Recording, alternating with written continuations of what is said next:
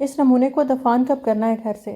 لہجے میں نفرت اور سر مہری کی کاٹ لیے ملائکہ نے استفسار کیا تھا۔ وسیع و عریض لاؤنج میں رائمہ اور رانا بیگم اور ملائکہ قیمتی دبی صوفوں پر بیٹھے محو گفتگو تھے۔ گفتگو کا موضوع ماہرہ کی ذات ہی تھی، جو کچن میں ملازمہ کے ساتھ مل کر شام کے کھانے کی تیاری کروا رہی تھی۔ 2 دن بعد پہلا روزہ تھا۔ وہ روزے پابندی سے رکھتی تھی۔ اس گھر میں احمد عالم سب کو پابندی سے روزے رکھواتے تھے، سو اس بار ماہرہ نے خود سحری اور افطار بنانے کا ارادہ ظاہر کیا تھا۔ احمد عالم تو خوش ہو گئے، لیکن رانا بیگم کا منہ بن گیا تھا۔ لیکن احمد عالم نے اشارے سے ماہرہ کو تسلی دی تھی۔ اس گھر میں ماہرہ کے لیے احمد عالم کا وجود نعمت تھا۔ لاؤنج میں ہوتی گفتگو اس کی سماعتوں کو چھید رہی تھی۔ ملائکہ کے اس طرح کہنے پر جہاں ماہرہ کا دل دکھا، وہیں ملازمہ شمائلہ کی نگاہیں بھی ترہم زدہ ہو گئیں۔ یہ لڑکی اپنی بھلے جان مار دے، لیکن ان امیر لوگوں کے دل تک نہیں پہنچ سکتی۔ لاؤنج میں رانا بیگم اور رائمہ ماہرہ کو نمونہ کہنے پر ہنس پڑی، یہ جانے بغیر کہ ان کی تضحیک بھری ہنسی ماہرہ کے دل پر مزید چھریاں چلا گئی ہے۔ کچن لاؤنج سے ملحق تھا۔ ملائکہ نے اپنی آواز بلند رکھی تھی تاکہ ماہرہ سن لے۔ شہریار عالم کے ساتھ اس کی ملاقاتیں جاری و ساری تھیں۔ اس کے والدین کینیڈا میں تھے، ان کی واپسی رمضان کے مہینے میں متوقع تھی۔ جب تک ملائکہ کو اپنی بہن کے سسرال ہی رہنا تھا، وہ ماہرہ کے نمکین حسن سے خائف تھی، لیکن شہریار عالم اس کی طرف مائل نہ ہو جائے، وہ یہیں رہنا چاہتی تھی۔ ماہرہ کا شہریار عالم کے کمرے میں رہنا اسے اذیت سے دوچار کرتا تھا۔ السلام علیکم، خوشگوار آواز پر ملائکہ کا دل محبت سے دھڑکا تھا۔ کچن میں ماہرہ بھی آواز کی خوبصورتی میں کھو سی گئی۔ وعلیکم السلام، آؤ شہریار، آج بڑی جلدی آ گئے۔ رانا بیگم محبت سے بولیں، بڑے بڑے لوگ گھر میں رہنے آئے ہیں تو میں جلدی کیوں نہیں آتا؟ شہریار کا لہجہ معنی خیز تھا۔ ملائکہ کی غرور سے گردن تن سی گئی۔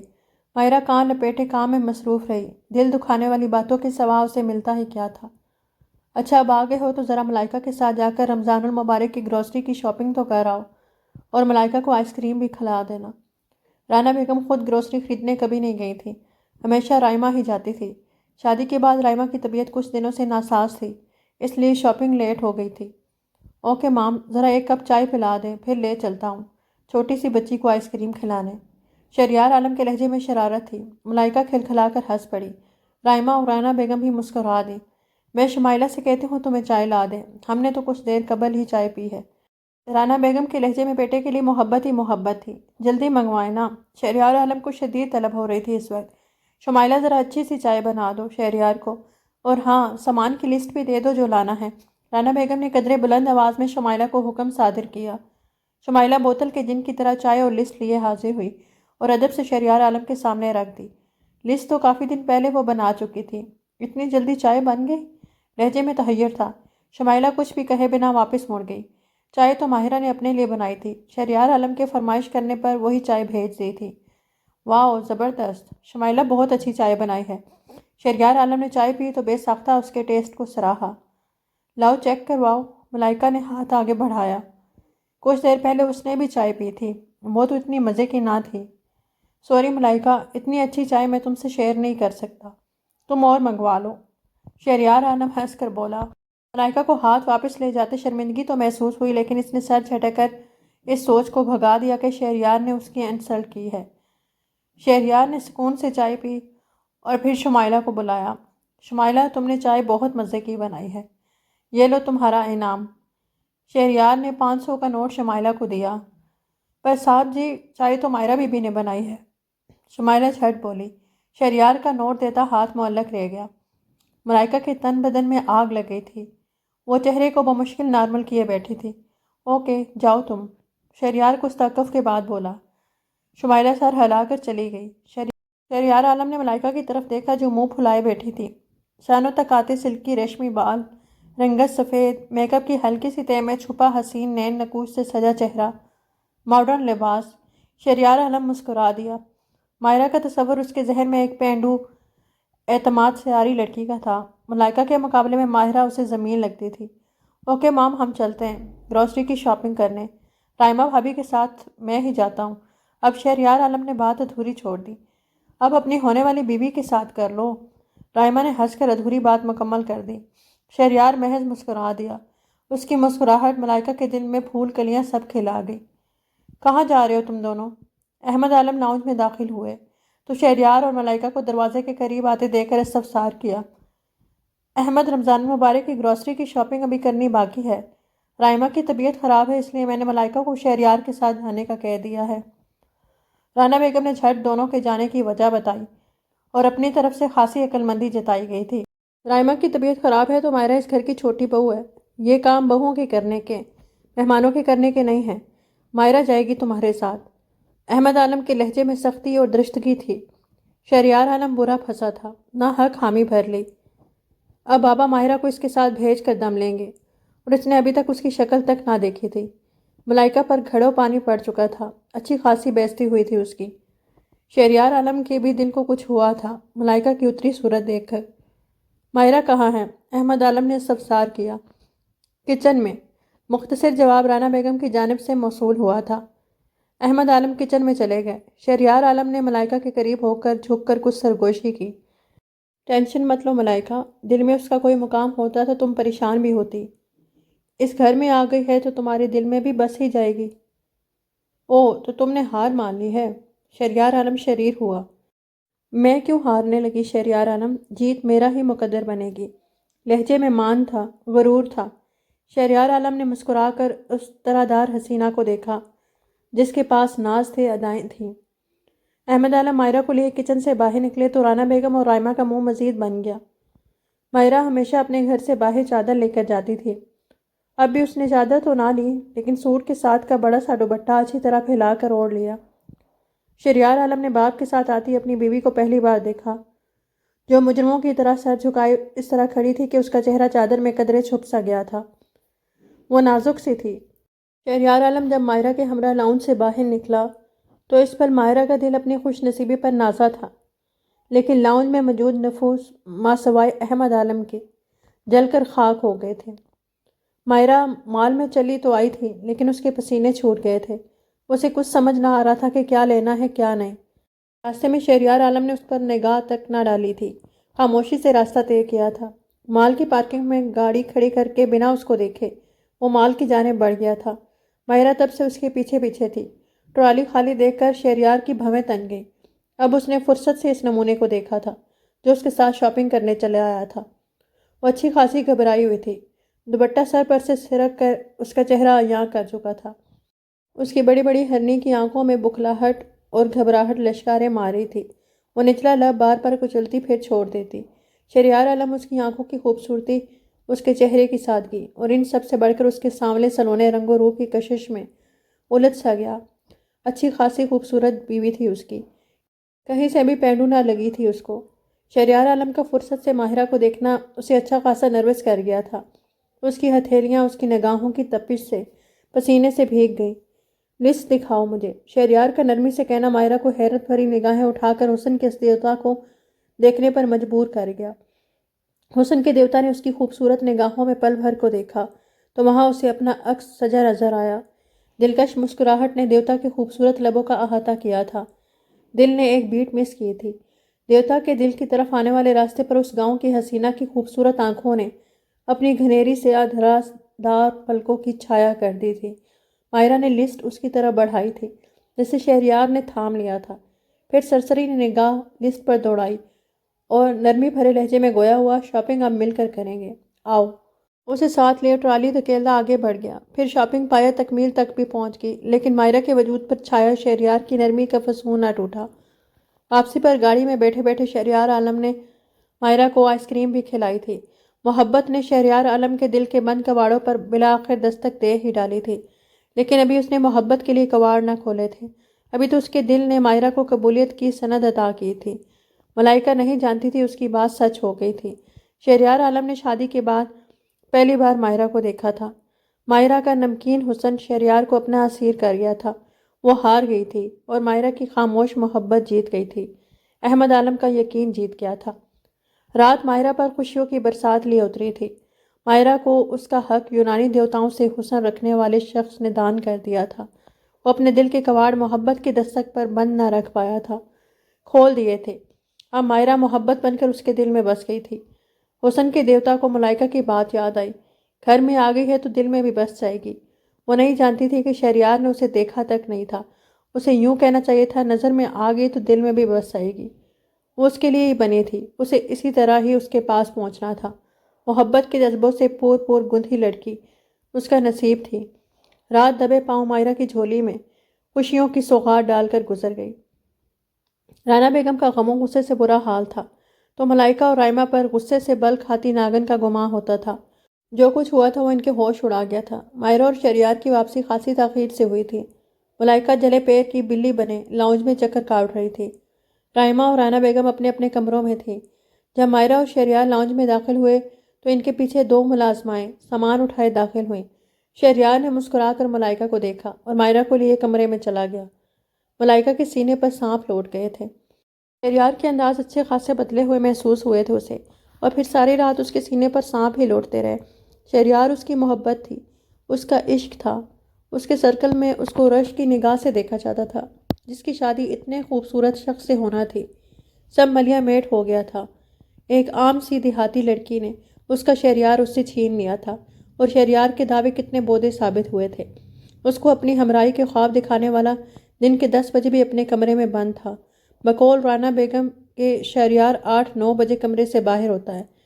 ٹھیک 12 بجے ہنستی مسکراتی مائرہ کمرے سے برآمد ہوئی۔ اس کا روپ ہی مہک اٹھا تھا۔ شاندار شخص کی محبت اور عطا اسے پور پور مہکا گئی تھی۔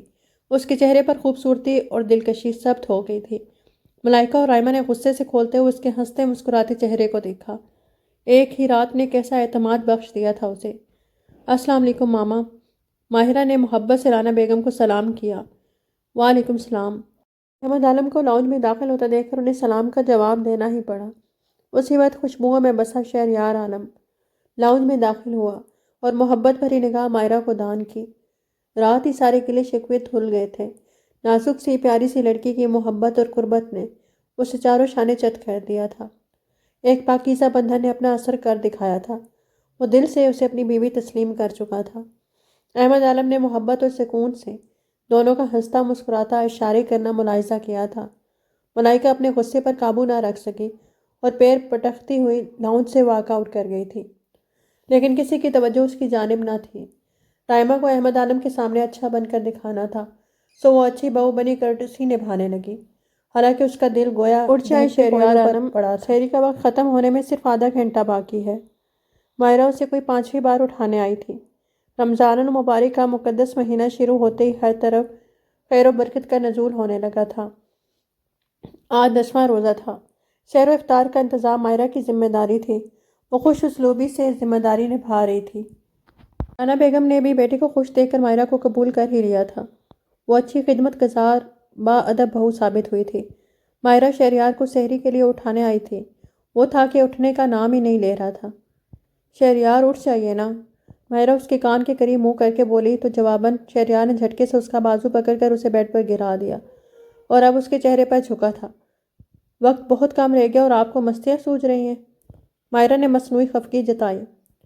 شہریار ہاتھ رخسار پر ٹکا کر اور کوہنی بیڈ پر لگا کر قدرے ترچھا ہو کر اسے محبت سے دیکھنے لگا۔ ایسے کیا دیکھ رہے ہیں؟ مائرہ کا دل دھڑکا۔ میں یہ دیکھ رہا ہوں کہ تم اب میری نیند کی پکی دشمن ہو۔ پورا گھنٹہ باقی ہے اور تم مجھے اٹھانے کے در پہ ہو۔ شہریار عالم کے لہجے میں خماری تھی، محبت تھی۔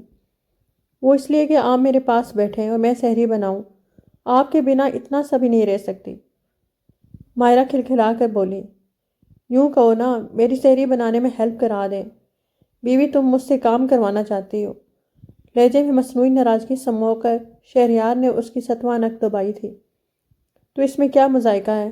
دونوں میاں بیوی سحری بنائیں گے اور ثواب سمیٹیں گے۔ مائرہ کا انداز بے نیاز تھا۔ اف تو ملازمہ کس مرض کی دوا ہے؟ اسے سحری بنانے دو اور تم میرے پاس ہی رہو۔ شہریار نے اسے اپنے وجود میں چھپا لیا تھا۔ مائرہ پرسکون سی ہوئی تھی اس کی اتنی محبت پر، لیکن سحری اس سے خود ہی بنانی تھی اور شہریار کو بھی اپنے ساتھ کچن میں لے کر جانا تھا۔ اپنے ارادے پر عملی جامہ پہناتے ہوئے اس نے شہریار کو گدگدایا تو وہ سرد سے پیچھے ہٹا تھا۔ چلے کچن میں، آپ باقی روزے میرے ساتھ کچن میں جائیں گے اور میری ہیلپ کروائیں گے۔ وہ بیڈ سے اٹھی اور شہریار کا ہاتھ پکڑ کر اسے بیڈ سے نیچے اتار کر ہی دم لیا۔ کچھ ہی لمحوں بعد وہ دونوں کچن میں سحری بنا رہے تھے۔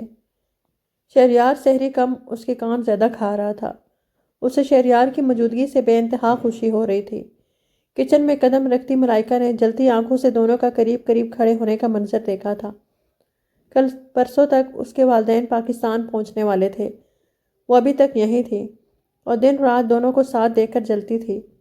حالانکہ شہریار اسے نرمی سے سمجھا چکا تھا کہ اب اپنا گھر بسالوں میں ماہرہ کے ساتھ بہت خوش ہوں، تو وہ خاموش رہی تھی، لیکن دل میں ٹھان لیا تھا کہ وہ شہریار کو حاصل کر کے ہی دم لے گی، چاہے اس کے لیے کچھ بھی کرنا پڑے۔ آؤ ملائکہ، تم بھی سحری بنانے میں ہماری ہیلپ کرو۔ شہریار ملائکہ کو دیکھ کر خوشگوار لہجے میں بولا۔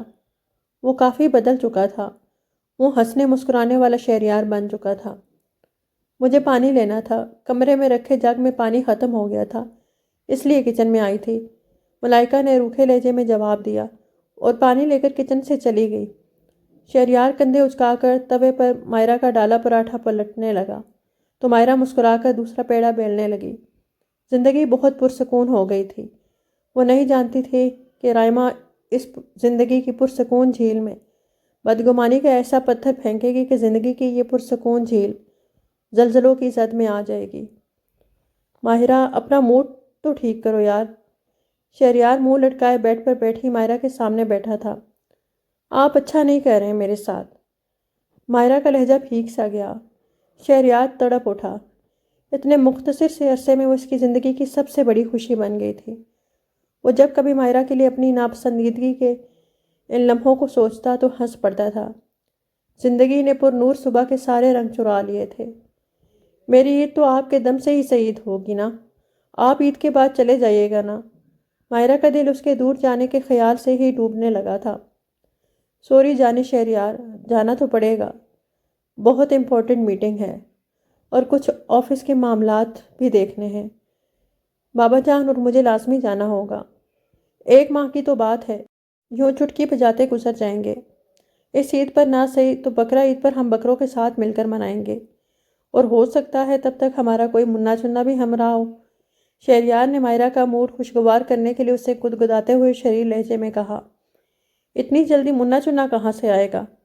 مائرہ نے آنکھیں پھیلائی۔ سوچنے کی بات ہے۔ چلو ہم بکری کا بچہ گود میں لے لیں گے۔